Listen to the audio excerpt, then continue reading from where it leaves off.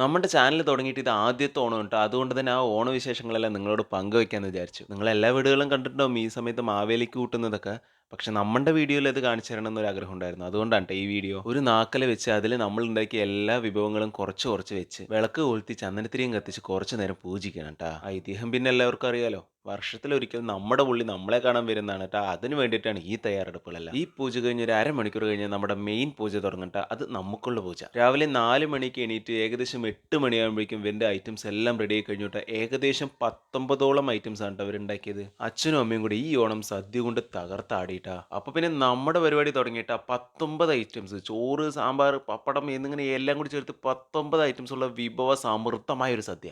ഇപ്പോഴാണ് ഒരു അസൽ മലയാളി ഫീല് വന്നത് ട്ടാ. ആ സാമ്പാറും ചോറും എല്ലാം കൂട്ടിക്കൊഴിച്ച് ദേ ഇങ്ങനെ കഴിക്കുമ്പോണ്ടല്ലോ ഓണം മൂട്ട് മൊത്തത്തിൽ ഓണായിട്ടാ. ഇങ്ങനെയുള്ള വിശേഷ ദിവസങ്ങൾ വരുമ്പോഴാണ് ട്ടാ നമ്മൾ വിഭവ സമൃദ്ധമായിട്ട് എല്ലാ ഭക്ഷണങ്ങളും ഉണ്ടാക്കുക. അതുകൊണ്ട് തന്നെ ഈ സമയത്ത് കിട്ടുന്ന ഫുഡ് എന്ന് പറഞ്ഞാൽ ഭയങ്കര സ്പെഷ്യൽ ആയിരിക്കും ട്ടാ. അങ്ങനെ സദ്യ കഴിച്ചു കഴിഞ്ഞാൽ അതിന്റെ ഫൈനൽ പാർട്ട് എന്ന് പറയുന്നത് നല്ല പായസമാണല്ലോ. നല്ല ഗോതമ്പ് പായസവും അതിന്റെ മേലെ പപ്പടവും വെച്ച് ദേ ഇങ്ങനെ ഒരു പിടി പിടിച്ചുട്ടാ. എല്ലാ സ്പൈസസും നമ്മുടെ വായന്റെ ഉള്ളിൽ വന്നിട്ട് അവസാനം മധുരം വരുമ്പോഴുണ്ടല്ലോ അതൊരു രക്ഷയില്ലാത്ത ഫീലാണ് ട്ടാ. അവസാനം മട്ടിക്കാതിരിക്കാൻ ഒരു ഇഞ്ചിപ്പുളിയും തൊട്ട് നക്കി ഇലയും കാലയ്ക്ക് പരിപാടി അവസാനിപ്പിച്ചിട്ടാ ശുഭം. അപ്പൊ അടുത്ത വീഡിയോ കാണാം. അതുവരെയും ടാറ്റാ ബൈ ബൈ.